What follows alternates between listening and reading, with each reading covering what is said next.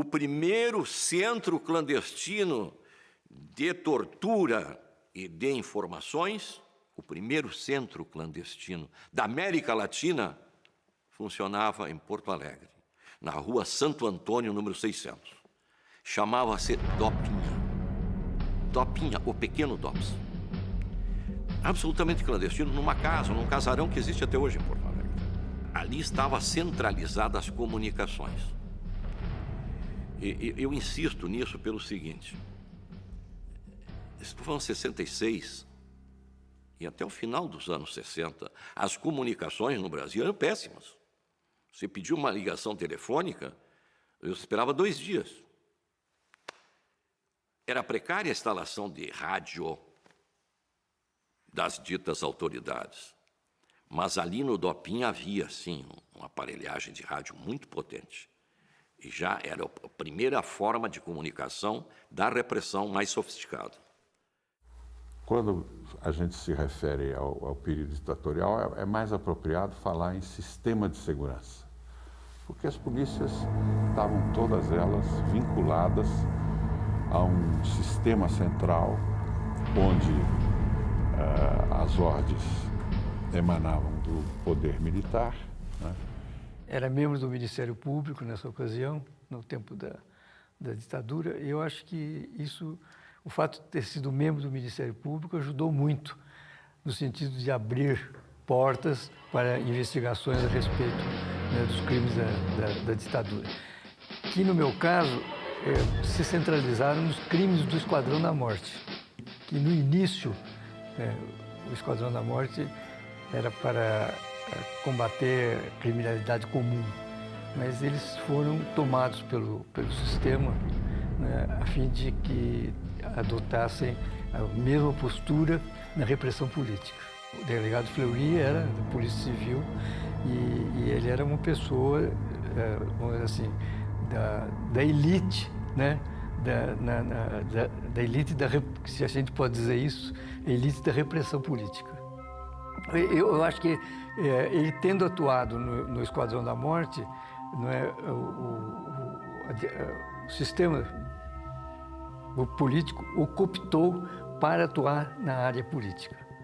Eu acho que quem financiava eram os empresários de São Paulo, viu? A Operação Bandeirantes, por exemplo, que foi criada propriamente pelo Sodré, né, pelo Abreu Sodré como governador do estado, né? E que usava recursos que eram dados pela classe empresarial de São Paulo. Que eu acho que, por exemplo, o Fleury, ele gozava de uma posição econômica que não era compatível com o salário de delegado de polícia, né? Eu fui um dos primeiros presos a ser preso pela Operação Bandeirantes, que foi o embrião do DOI-CODE. Não fui da primeira leva. A primeira leva foi um pessoal da ala vermelha do PCdoB, né?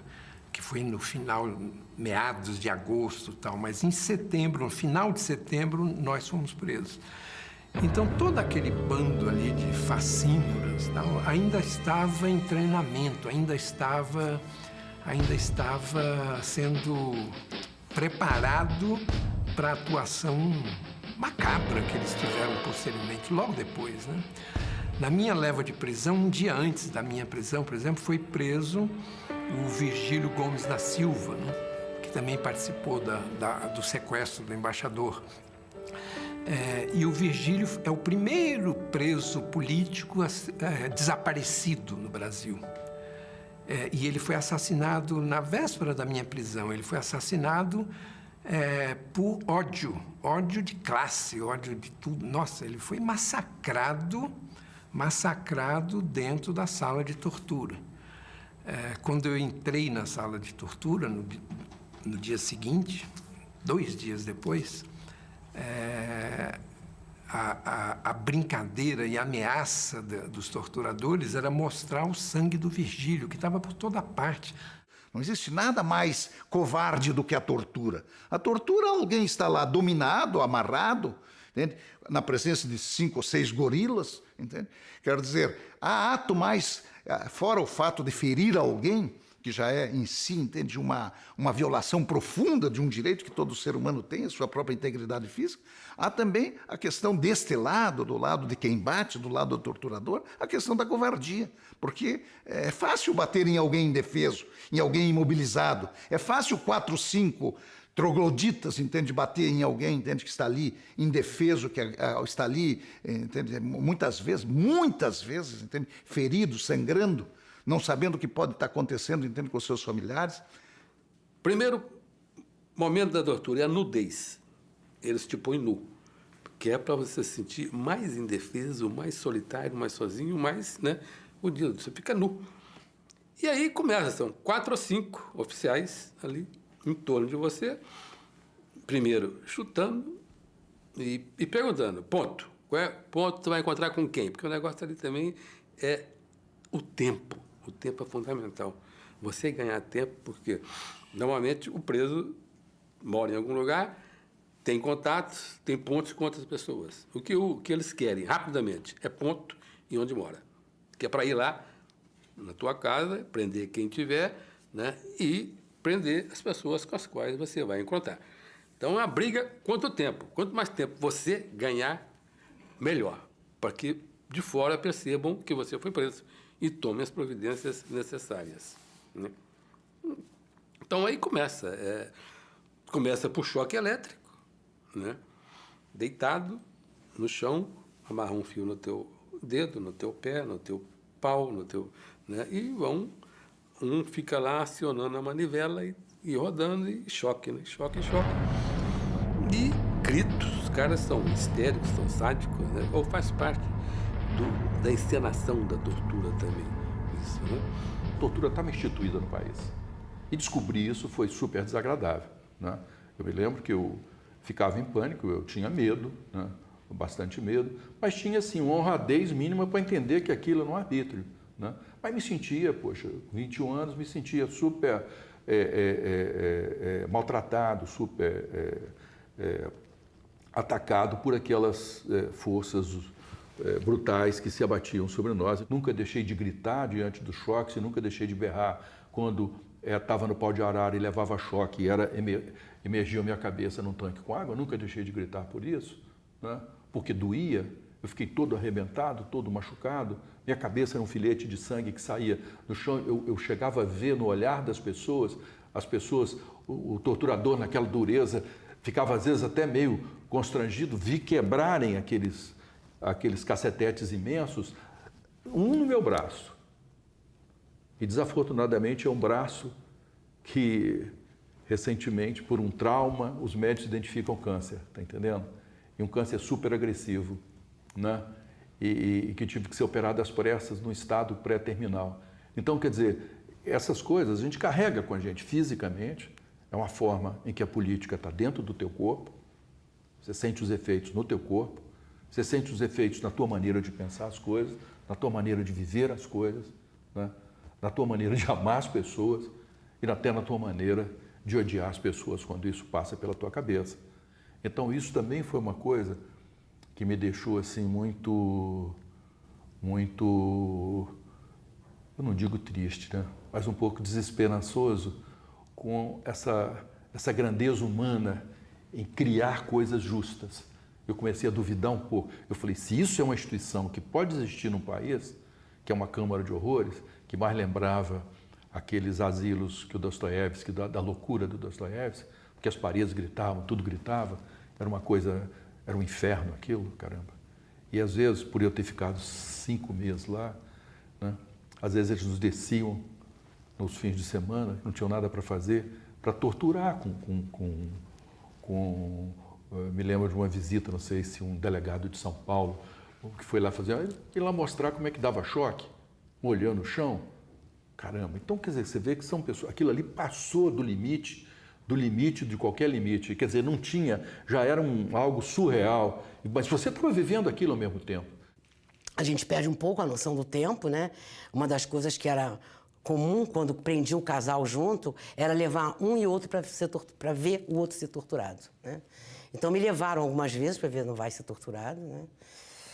É ainda uma coisa difícil para a gente, né? Falar disso. E os requintes de crueldade, né? Que fazem com a mulher, né? Frequentemente a gente era colocada nua. Um olhar, né? Um olhar era para que os choques ficassem mais intensos, os choques elétricos, na boca, no seio, na vagina, na orelha, né? No nariz. A crueldade chegou aos requintes, eles tinham um filhote de jacaré lá no DOI-CODE, onde eles puxavam com uma corda no pescoço, esse filhote de jacaré, né? A Dulce contou isso. E eu fui uma noite, não lembro se era noite, se era dia, eu fui levada para a sala, ao lado da sala de tortura, e me botaram nua, me amarraram numa cadeira e posaram o jacaré passando pelo meu corpo nu, né?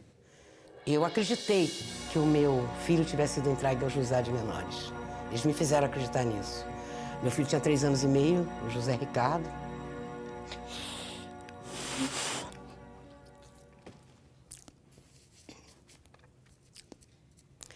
E eu caí na armadilha, né? Porque acreditei mesmo, porque eu vi todos os meus irmãos presos. Meus irmãos não tinham nenhuma militância política. Eles invadiram a casa da minha mãe, prenderam meus irmãos, minha cunhada, que está fazendo um mês de casada com meu irmão. E eu acreditei que a minha mãe tivesse presa. Eles, inclusive, de gozações, diziam a Maria Guerrilheira, porque a minha mãe se chamava Maria. As únicas pessoas que não foram presas, depois eu vim a saber, foi a minha mãe, o meu filho de 3 anos e meio e o meu irmão Custódio Coimbra, que era menor de idade, tinha 14 anos na época. Meados de 72, os presos do Tiradentes, uma parte, decidiu fazer uma greve de fome em protesto contra uma tentativa de desmembramento dos presos políticos em vários presídios. E nessa greve, aleatoriamente, por alguma espécie de sorteio, escolheram Paulo de Tarso Venceslau e Paulo de Tarso Vanucci. Não éramos as 2 pessoas mais perigosas do presídio, as pessoas mais odiadas pelo aparelho de repressão, não era a ordem alfabética, porque o nosso nome não começa com A, e fomos levados para o DOI-CODE para uma sessão de espancamento, de desmoralização, de tortura, para que voltássemos a nos alimentar. Eu tive várias escoriações, hematomas, e a advogada Eni, Raimundo Moreira, teve uma atitude muito corajosa. Primeiro entrou com um recurso lá em Brasília, né, com habeas corpus, para que eu pudesse ser visitado por ela imediatamente. Então, há alguma determinação, alguma diligência superior junto à auditoria, então o juiz Nelson me chama. Ele chegou na auditoria com um corte no pescoço, com um hematoma no olho, com várias escoriações, segurando o braço e andando com as pernas abertas, com muita dificuldade. Eu perguntei, o que é isso? Ele falou, tortura. E a escolta dele não era do presídio, era do DOI-CODE. A essas alturas já era DOI-CODE. E aí eu entrei na sala do doutor Nelson, porque ainda não tinha começado a audiência, e falei para ele. Chamei o Paulo e o doutor Nelson estava dando demonstração facial de que ele não estava acreditando naquilo.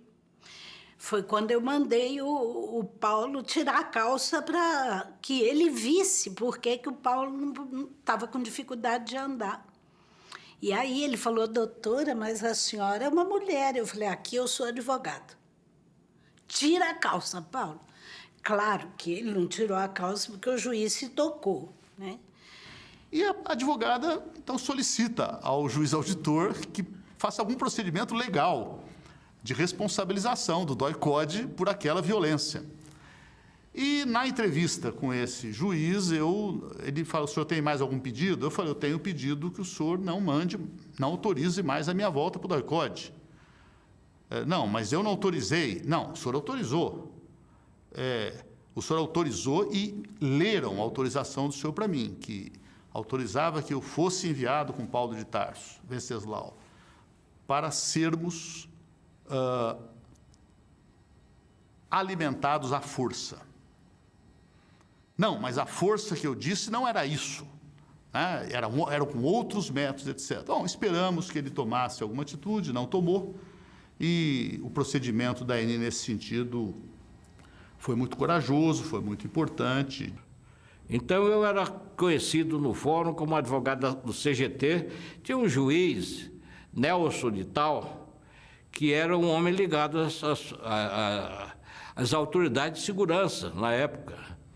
Quando eu entrava no gabinete dele, ele já abaixava a cabeça e dizia: lá veio o advogado vermelho. Eu acredito que, em função desse meu trabalho, foi que o capitão Ronald, lá do Regimento de Escola de Infantaria, ligado à 2ª Seção de Informações do REI, Regimento de Escola de Infantaria, determinou a minha prisão. Determinou a minha prisão. Prisão para averiguações que eu fiquei mais de 1 ano sendo torturado de toda forma que você possa imaginar. Eu saí em cadeira de roda. Saí em cadeira de roda. Não conseguia dormir. Saí de lá, quando eu saí, o Modesto sabe disso tudo. Quando eu saí, me puseram num hospital na Zona Norte do Rio de Janeiro, e eu fiz uma sonoterapia de 15 dias, com medicamentos fortes e tal, e depois fui para o exterior. Depois fui me operar em Moscou. Eu tenho marcas aqui, ainda tenho uma marca grande aqui na testa, esses anos todos, 2 costelas fraturadas, que ainda me incomodam bastante. Esse joelho direito ficou tão inchado, tão assim, que para poder sair, tirar a calça, precisou cortar a calça. Tem uma ideia? Dom Paulo Evaristo Arnes depois me mandou para um médico da Cúria Metropolitana. E ele me fez uma punção, e retirou uma quantidade grande de líquido nesse joelho direito. Ao sair da minha 2ª prisão no Doicode, aqui, perto da Rua Tutóia, onde nós estamos, ao sair daqui, eu, através dos meus advogados, nos reunimos e a decisão minha foi processar o comandante do Doicode. Evidentemente que nessa circunstância eu me tornei um homem no fio da navalha, mas eu acho que aquilo me salvou a vida, porque eu me tornei um perseguido internacional.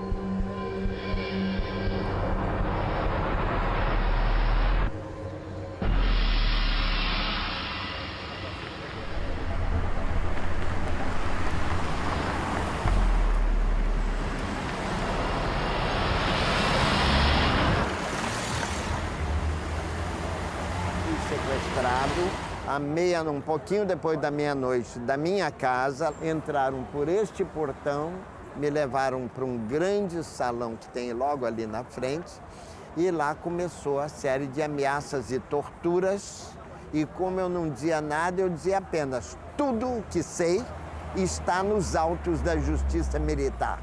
das auditorias e do próprio Superior Tribunal Militar. Tudo que eu sei está lá. Se quiserem, o senhor tem acesso e pode ver tudo lá e saberá melhor do que eu possa explicar. Aí me levaram para uma sala de tortura, onde havia sangue coagulado pelas paredes, sempre um revólver apontado para mim e uma máquina de choque elétrico na mesa. E sempre um oficial de botas militares apontando assim, fazendo um V em cima da minha cara e dizendo: aqui não tem advogado, advogado somos nós. Aqui não tem justiça, justiça somos nós. Aqui não tem lei, a lei somos nós. Vai dizendo, doutor. Mas, de qualquer maneira, não tocaram no meu corpo e ficou evidente que não poderiam marcar esses advogados muito conhecidos. E, na época, nós éramos muito conhecidos, não só no Brasil, mas até no exterior. Como a nossa militância nos outores militares tinha repercussão, as denúncias que nós fazíamos, depois de tomar conhecimento e contato com os presos, do que tinha acontecido com os presos, ganhava foro de comunicação nacional e internacional. Então isso começou a incomodar. E nós passamos a ser procurados também por entidades internacionais, como a Anistia Internacionais e outras entidades de direitos humanos, especialmente ligadas à Igreja Católica e ligadas ao Conselho Mundial de Igrejas, que são os protestantes, que vinham em busca de notícias. E nós éramos fontes de notícias. Olha, o que aconteceu com fulano de tal? Aconteceu isso. Era incômodo, naturalmente, você ficar contra o regime e ficar contra o regime exatamente no ponto em que o regime era mais sensível, não é?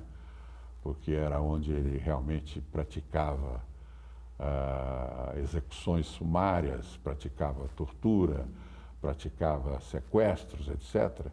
Quer dizer, era a parte mais suja do regime. E então você trabalhar para pessoas que tinham sido vítimas nesse território, digamos assim, que os militares queriam intocável, não era uma coisa que deixasse os militares felizes. Então, todos nós sabíamos que nós estávamos sendo seguidos, nós estávamos sendo observados, não é? Isso a gente não tinha dúvida. Então, eu acho que os advogados de preso político durante esse tempo, eles foram assim, de uma atuação muito importante, muito grande, porque eles tiveram coragem de enfrentar uma máquina que estava aí, né? Vamos dizer assim, eles não eram militantes, mas eram pessoas, eram cidadãos que tinham uma clareza, inclusive, do papel deles, e eles assumiram isso, mas com muita coragem, porque precisava de muita coragem. Então, na ocasião, para ser advogado de preso político, né? E eles foram construindo um arcabouço de onde dá para ir, de onde dá para não ir, e, eventualmente, às vezes, isso dava certo. Então, eram traçadas estratégias nesse nível. E depois eu fui condenada, tudo mais, mas eu acabei saindo, depois de 3 anos e meio, por uma brecha legal, né, que o seu Júlio acabou encontrando, né? E, para a gente, era o que nos restava, né? Que eles tentassem alguma coisa de alguma forma. E eu acho que eles tiveram um papel muito importante. Né? Tiveram um papel e sofreram as consequências também por isso. Né? Eu acho que, em qualquer situação, não era fácil desafiar a ditadura. E o que eles fizeram, na verdade, também foi isso. Né? Eles também desafiaram. Né? O enfrentamento deles foi desta forma. E, por intermédio de um conhecido meu, eu soube que iam prender o Jorge Tavares. Aí liguei para a casa do Jorge. Quando eu comecei a falar com ele: olha, Jorge, sai daí, porque eles vão te prender. E ele falou: peraí, não, já estão me prendendo. O Heleno Fragoso, coincidência da vida, tinha sido preso. Eu então fui procurado pelo filho dele, Fernando Fragoso. Ficamos procurando em vários locais possíveis que ele poderia estar preso. E aí, então, eu até voltei, não encontrei, fui à casa dele, a esposa dele me disse: olha, é melhor você sair, que você deve ir também. Ela estava, parece, adivinhando. Estava em casa, quando chegou de madrugada, caiu já no início, no final da madrugada, foram 2 cidadãos à minha casa e dizendo que eu ia ser preso. Eu aí pedi para me vesti, aprontei e fui preso, e no caminho me encapuzaram, mas eu fui levado e eu fiquei no tal corredor geladeira, que era lá embaixo, era gelado. E então me botaram numa cela com uma cadeirinha, tiraram a minha roupa, meu sapato e tal, e eu só fiquei de calça, um frio muito grande. E no escuro perguntei, o Heleno Fragoso estava numa cela e o Susequinde de Moraes Rego numa outra cela, que era um homem idoso já, o Heleno doente, tinha operado, se não me engano, o coração. E eu disse, estou aqui. Eu fiquei nessa cadeirinha. No dia seguinte, o Susequinde começou a passar mal. E começou a dizer, eu não estou passando bem e tal, chama o médico. Eu comecei a berrar, eu tenho uma voz forte, e tinha também naquela época. Aí veio um cidadão e disse, cala a boca que eu vou aí te dar, vou escutar o termo, porrada. E eu disse, olha, é o mínimo que você vai fazer, porque você vai me matar, porque eu vou me defender. E então veio o chefe dele, que por sorte minha era o Zairo de Pontes, que foi meu contemporâneo no colégio militar. E ele aí abriu e disse, você aí, ele não sabia que eu estava preso. Disse, eu estou preso. Ele disse, que você... Eu disse, olha, eu quero um colchão que eu estou sem dormir, estou dormindo numa cadeirinha. Eu estava um dia, eu acho que eu estava um dia, uma noite. Ele disse, olha, eu vou fazer o seguinte, colchão eu vou trazer agora e vou fazer tudo para te soltar. Então, realmente, à tarde veio um colchão, que eu pude me deitar, a minha situação melhorou. E no dia seguinte, eu vi o Heleno, que é mais ou menos escuro e tal, mas eu vi ele sair, vi o Susequinde também saiu, que eu senti que saíram. Quando eu fui solto, eles me trouxeram, me botaram encapuzado no carro. E eu não me lembro mais a altura, fui já... Eles me saíram do carro, tiraram o capuz e disse, corre que vai morrer. Eu aí disse, não vou morrer correndo. Escutei eles darem um tiro, eles deram um tiro pro alto e não corri. Aí eles foram embora e eu realmente peguei um carro, cheguei à porta, eu morava em Ipanema, na Rua Barão da Torre, e lá eu falei com o chofer que tinha acontecido, que ia pagar lá. E paguei lá, quando cheguei em casa. Mas era mais intimidação, era uma técnica de intimidade, de amedrontar, de manter viva aquela coisa de que eles são poderosos. E, portanto, eles podem sobre sua consciência, podem sobre tudo. Isso que é ruim em tudo que é ditadura. Porque o ditador se acha muito forte, muito poderoso. Sobral, por exemplo, para se ter ideia da coragem, do destemor e da indignação dele, no dia 13 de dezembro de 68, quando foi baixado o ato institucional número 5, ele estava no quarto de hotel em Goiânia, se preparando para paraninfar uma turma de direito. Quando bateram na porta e ele, achando que eram os estudantes que o vinham buscar, mandou que a pessoa que batia entrasse. E entraram 3 homens de compleição física avantajada e disseram para ele, o senhor tem que nos acompanhar, porque o senhor está preso. Ele disse, preso coisa nenhuma. Ele disse, não, o presidente da República que mandou prender o senhor. Ele falou, o senhor volte lá, diga para o presidente da República que ele manda no senhor, em mim não. E os 3 homens tiveram que arrastá-lo hotel afora e conduzi-lo a Brasília, onde ele ficou preso por 3 dias num quartel. Sobral se recusou a prestar depoimento. E 3 dias o coronel, que era o encarregado de interrogá-lo, falou para ele: doutor Sobral, o senhor está me criando problema, eu estou tendo ordens para apresentar o seu depoimento. Ele diz: eu não vou falar, eu não reconheço em ninguém nesse país autoridade para me interrogar. E como não tinha jeito, o coronel perguntou se ele diria isso e assinava. E ele então foi para a máquina de escrever, datilografou a frase, assinou e entregou. Esse era o doutor Sobral. Naquele tempo, era preciso ter coragem para fazer isso. Em vários, os advogados, não foram todos os que se dispuseram a fazer o que eles fizeram, porque havia riscos, porque havia ameaças. Eu mesmo fui ameaçado várias vezes, porque eu estava lá, eu estava, digamos assim, no calor da batalha. Então, não era muito comum ter na calada da noite. A essa altura já tinha 2 filhas que estão lá ainda, graças a Deus.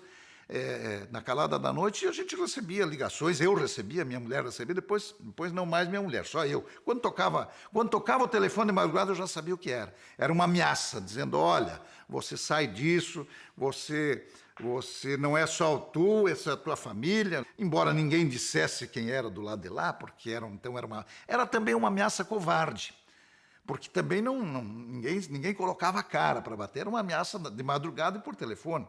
Covarde, como tantas vezes foi covarde o regime, covarde como é a tortura. O ambiente era tão carregado, tão cinzento, que a impressão que eu tinha é que você podia cortar. Cortar o ar e tirar um bloco de dor, cinzento e de dor. Eu chego em casa, vou dormir, sou acordado por uma bomba. Bum! Botaram uma bomba. De madrugada, daqui a pouco aquilo enche de repórter. E às 6 e pouco da manhã chega um jipe do Exército, com um coronel, né? Aí ele soltou: deputado, o senhor sabe quem colocou a bomba? Eu digo: sei. Quem foi? O senhor. O criminoso volta sempre ao local do crime. Eu tinha sempre um cuidado. Sempre um cuidado. Eu procurava saber o menos possível da participação da pessoa, certo? Procurava não guardar nomes, tanto que eu tenho uma memória para nome muito ruim. Era, vamos dizer assim, que eu acho que era um mecanismo mental que eu fazia. Eu também tinha receio de ser preso, né?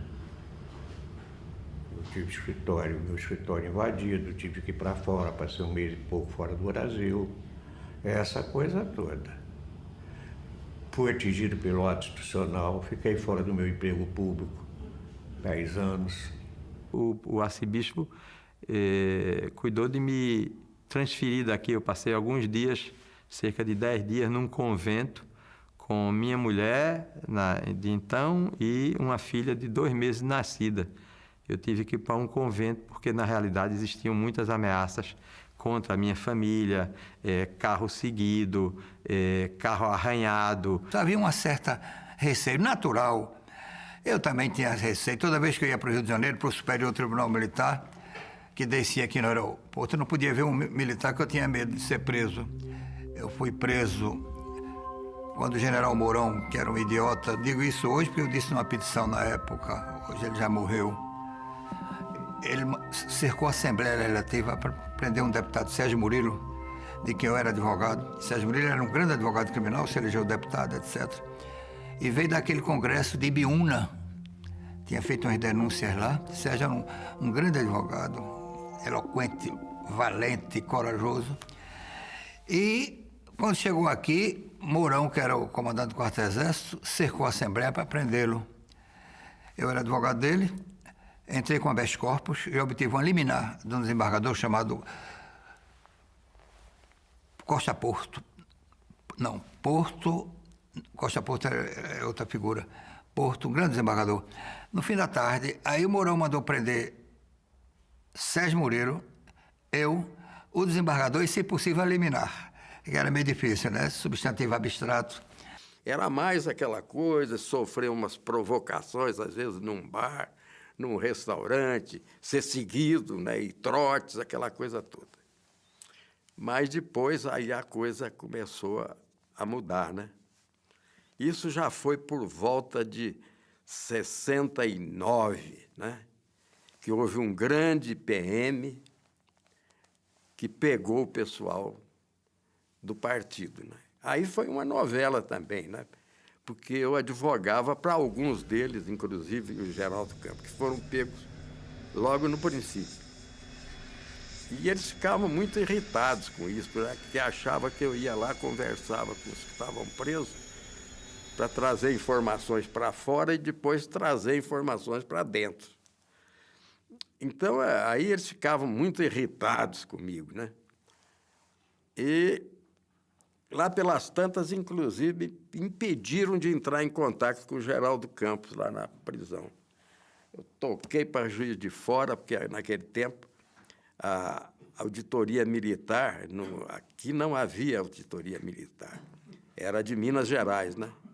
Aí eu fui para lá e consegui uma ordem judicial, né, com o juiz auditor de lá, mandada aqui para o comando do Exército, para que eu entrasse em contato com... aí eles ficaram fulas da vida, né? Não estavam acostumados com isso. Os advogados proibiam, o sujeito ia para casa. E eu apareci lá depois, mas com uma ordem judicial, né, da auditoria militar, para que eles deixassem eu entrar em contato com o Geraldo. Aí eles abriram de novo a possibilidade de eu poder encontrar com ele. Mas com essas e outras, a raiva deles foi aumentando, evidentemente, né? Aí meu irmão falou que tinha uma pessoa do Rio querendo falar, marcamos um encontro com ele, né? Eu cheio de processo, mas à noite, ia viajar no dia seguinte cedo. E aí fico lá no setor comercial, na espera. Meu irmão não apareceu, a pessoa também não. Eu fiquei ali. Daí a pouco um sujeito encosta em mim e fala: o senhor conhece um doutor fulano de tal, um advogado aqui no edifício Ceará? Eu falei: não conheço. Mas não é possível, o senhor tem que conhecer, porque ele é advogado. Eu falei: rapaz, mas eu sou advogado, e daí? Aqui tem milhares, eu não conheço, não. Fala lá com o zelador ali do prédio. A gente estava lá nos baixos do prédio já. Aí, ele como que ia para lá, nisso vem um carro, uma perua azul, a toda velocidade, para assim, rente com meio fio, saltam 3 caras lá de dentro. Esse que estava conversando comigo se juntou a eles, e eles me pegaram a muque, me jogaram para dentro do carro, eu defendendo os processos.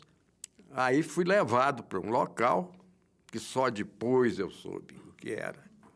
E lá também fui batido, torturado, fui asfixiado, afogado em tanque, né? Olha, uma coisa terrível, né? Mas, ao final, eu sei que eu consegui resistir àquilo, né? Eles não conseguiram nada. Aí depois me passaram lá para o setor militar urbano, para o PIC, que era o famoso local de tortura aqui em Brasília, era o PIC. Aí me transferiram para lá.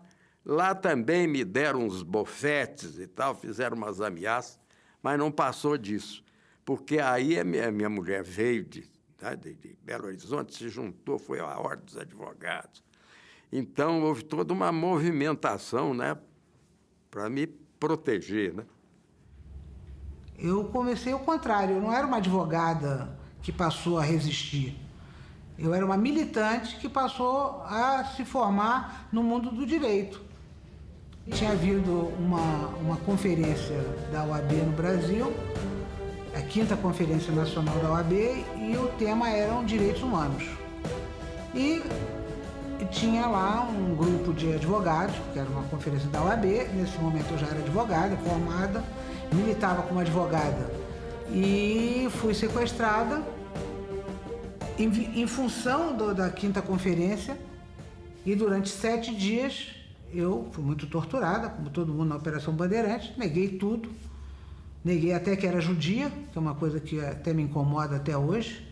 Eu neguei que era judia, porque eu sabia que na Operação Bandeirantes ser comunista e ser judeu era um bis in idem que levaria fatalmente a mais tortura e a mais punibilidade.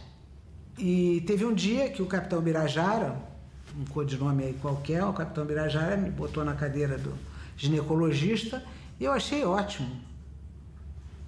Por que você achou ótimo, Flora? Porque se ele me bota na cadeira de ginecologista, dizendo para mim que eu não ia mais botar comunista no mundo, era ótimo, significava que ele não ia me matar, ele não tinha conseguido me matar, ele só ia me esterilizar.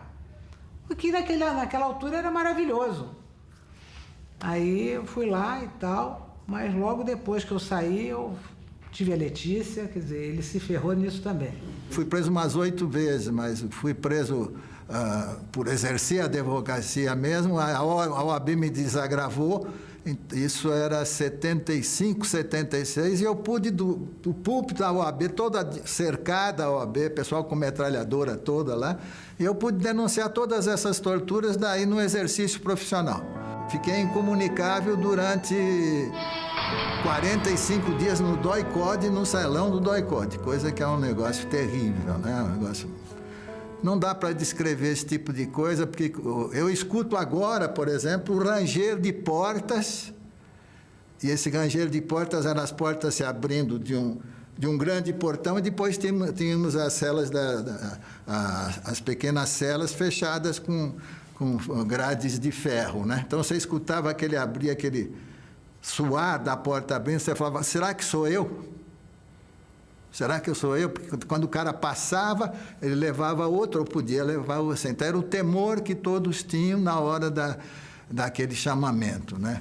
E o Zé Carlos Dias foi a primeira pessoa que conseguiu falar comigo depois de 40 dias incomunicável, né? É uma coisa terrível, né? Ter que dizer a coisa. Você se acostuma, é um negócio terrível. No primeiro dia que eles foram me interrogar, eles me deram um capuz e enfiaram o capuz na minha cabeça. Depois de 15 interrogatórios, o cara chegava, me dava o capuz, você já punha e ia.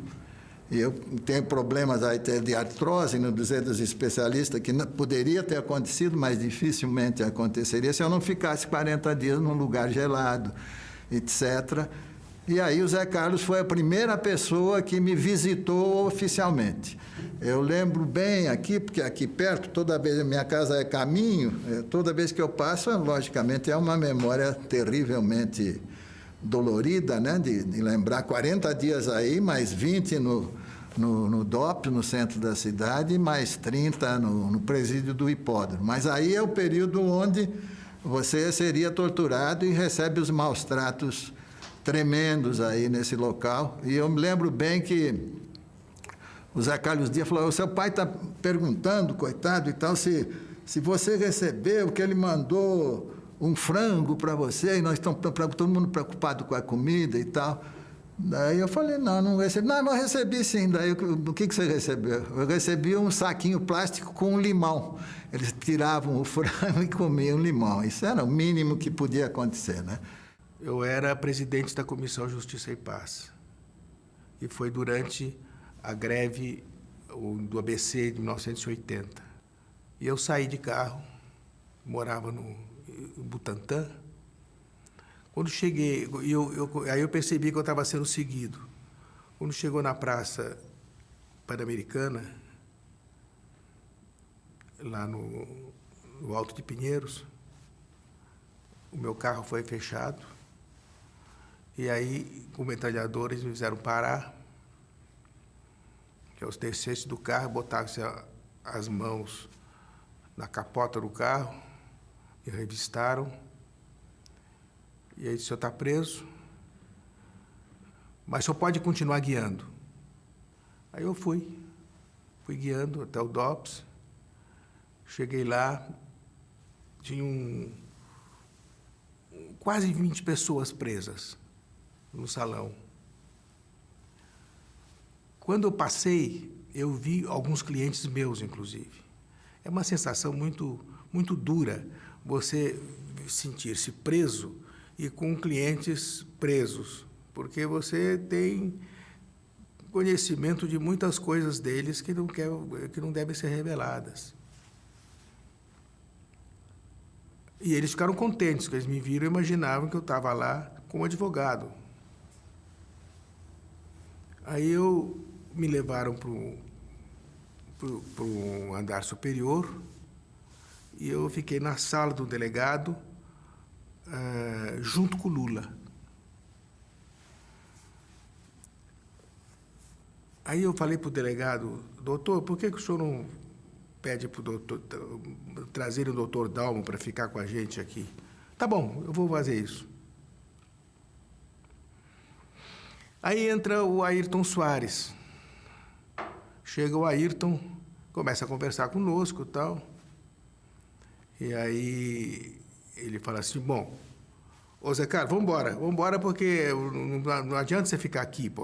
O seu lugar é lá fora, trabalhando com o nosso dever de advogado. Aí o Lula vira e fala assim: ô Ayrton, pô, o cara tá em cana e você fica enchendo o saco. Nós denunciamos Olinto Denardi, um delegado de polícia que torturava presos dentro do espaço do presídio Tiradentes. Ele torturava presos comuns do Esquadrão da Morte, né? Ele torturava, afogava as pessoas, e isso eles viam, era uma tortura indireta. E nós levamos, 8 advogados de São Paulo levaram essa denúncia ao juiz auditor. O juiz auditor, um mandou arquivar e o outro mandou ao DOI-CODE, ou seja, prendam esses advogados malucos aí. E nós fomos presos. E foi um vexame. Ficamos algumas horas presos. As minhas prisões sempre foram por horas. Mas fomos desagravados pelo Superior Tribunal Militar, numa sustentação oral, e que fomos representados pelo Heleno Fragoso, nome que eu pronuncio, advogado criminal, cujo nome eu pronuncio com imenso respeito e emoção. Ele, na sustentação, dizendo que nós tínhamos cumprido o nosso dever, ele disse: em São Paulo, terrorista é a justiça militar. Eu fiquei clandestinizado, né? Fiquei numa malocazinha, num quarto, na zona do Mangue, aqui, do Meretriz, na zona do Mangue. Fiquei ali, eu e um líder sindical. Aí, quando saiu o habeas corpus, eu disse para Afonso: eu vou voltar, porque eu já não aguentava mais a clandestinidade, né? E eu precisava, porque eu tinha 4 filhos menores, né? Voltei para casa em dezembro de 66, né? Em dezembro de 66. E quando foi em fevereiro, mais ou menos, eu sou procurado por um companheiro que um processo que eu era advogado, estava descendo do tribunal para ser executado. Ele descobre que eu estou solto e eu já estava cansado de ficar em casa, né? Porque, pô, aí eu vou fazer a audiência, né? Sou preso na audiência, com habeas corpus e tudo, né? Aí, companheiro, foram mais de 1 ano preso na DOPS, né? Foi. Aí depois foi aquela tal de liberdade vigiada, a gente tinha que assinar o ponto. Eles diziam que o direito de trabalhar, o Constituição dizendo que o direito de trabalhar não era impedido pelo ato institucional. Eu sei que foi uma luta muito dura que eu travei para manter a minha cabeça, e manter a minha ideia livre, né? Foi duro. Eu me vali daquele livro A Cidade Invisível, do Calvino, né? O último monólogo dele, do Marco Antônio, com o o imperador da China, quando o imperador da China, mas você só me mostrou as pedras e está me mostrando que eu vou enfrentar o diabo, que vão aparecer cidades piores. E ele diz, mas o diabo, o inferno, você já vive, nós já vivemos no inferno. O negócio é saber viver no inferno, né? E não se queimar. E eu me vali dessa colocação do Calvino e enfrentei a vida, né? O inferno dos vivos não é algo que será. Se existe, é aquele que já está aqui. O inferno no qual vivemos todos os dias, que formamos estando juntos. Existem duas maneiras de não sofrer. A primeira é fácil para a maioria das pessoas. Aceitar o inferno e tornar-se parte deste até o ponto de deixar de percebê-lo. A segunda é arriscada e exige atenção e aprendizagem contínuas. Tentar saber reconhecer quem e o que no meio do inferno não é inferno e preservá-lo e abrir espaços. As Cidades Invisíveis, de Ítalo Calvino.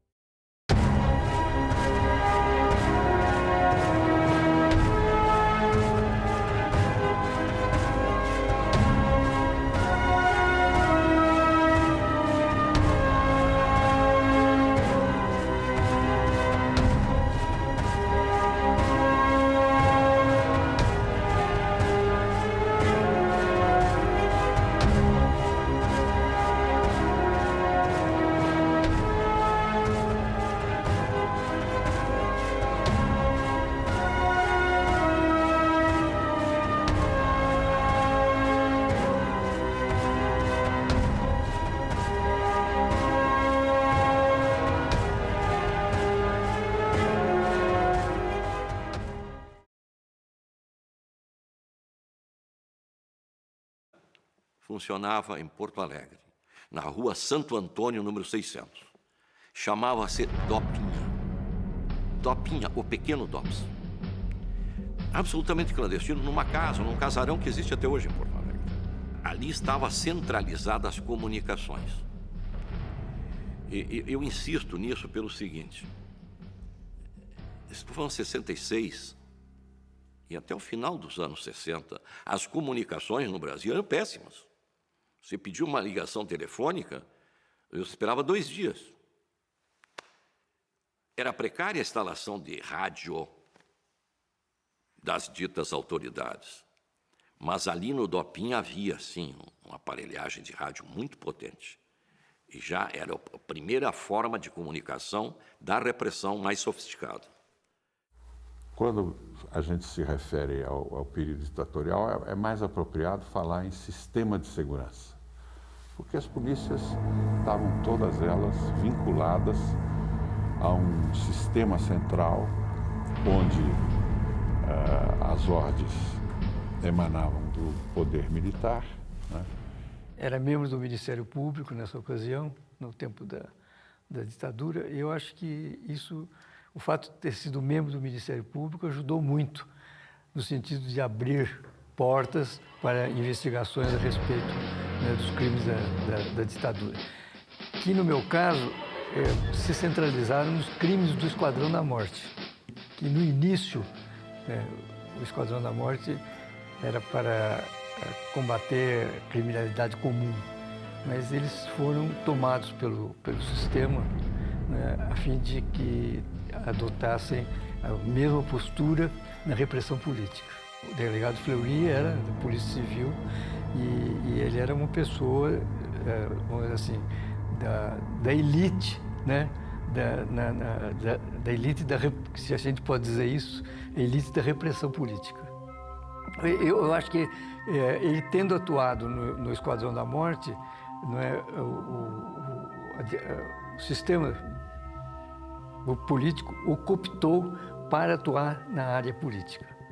Eu acho que quem financiava eram os empresários de São Paulo, viu? A Operação Bandeirantes, por exemplo, que foi criada propriamente pelo Sodré, né? Pelo Abreu Sodré como governador do estado, né? E que usava recursos que eram dados pela classe empresarial de São Paulo. Que eu acho que por exemplo, o Fleury, ele gozava de uma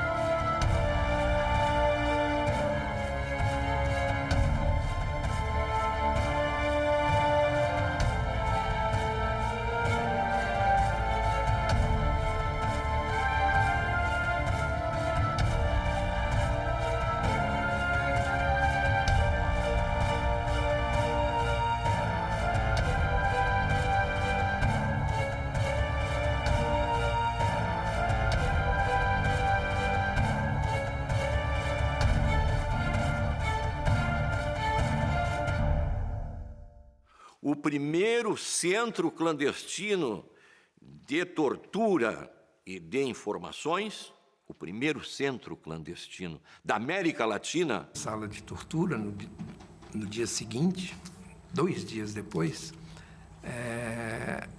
a brincadeira e a ameaça dos torturadores era mostrar o sangue do Virgílio, que estava por toda parte.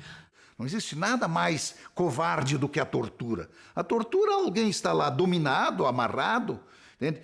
Na presença de 5 ou 6 gorilas, entende? Quer dizer, há ato mais, fora o fato de ferir alguém, que já é em si, entende, uma violação profunda de um direito que todo ser humano tem, a sua própria integridade física, há também a questão deste lado, do lado de quem bate, do lado do torturador, a questão da covardia, porque é fácil bater em alguém indefeso, em alguém imobilizado, é fácil 4 ou 5 trogloditas, entende, bater em alguém, entende, que está ali indefeso, que está ali, entende, muitas vezes, entende, ferido, sangrando, não sabendo o que pode estar acontecendo, entende, com os seus familiares. Primeiro momento da tortura é a nudez. Eles te põem nu, que é para você se sentir mais indefeso, mais solitário, mais sozinho, mais, né, unido. Você fica nu.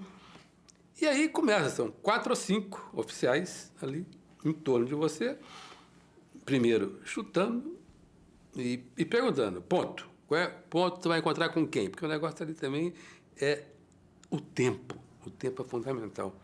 De uma posição econômica que não era compatível com o salário de delegado de polícia, né? Eu fui um dos primeiros presos a ser preso pela Operação Bandeirantes, que foi o embrião do DOI-CODE. Não fui da primeira leva. A primeira leva foi um pessoal da ala vermelha do PCdoB, né? Que foi no final, meados de agosto e tal. Mas em setembro, no final de setembro, nós fomos presos. Então, todo aquele bando ali de facínoras ainda estava em treinamento, ainda estava sendo preparado para a atuação macabra que eles tiveram posteriormente, logo depois, né? Na minha leva de prisão, um dia antes da minha prisão, por exemplo, foi preso o Virgílio Gomes da Silva, né? Que também participou do sequestro do embaixador. E o Virgílio é o primeiro preso político desaparecido no Brasil. E ele foi assassinado na véspera da minha prisão. Ele foi assassinado por ódio de classe, ódio de tudo. Nossa, ele foi massacrado dentro da sala de tortura. Quando eu entrei na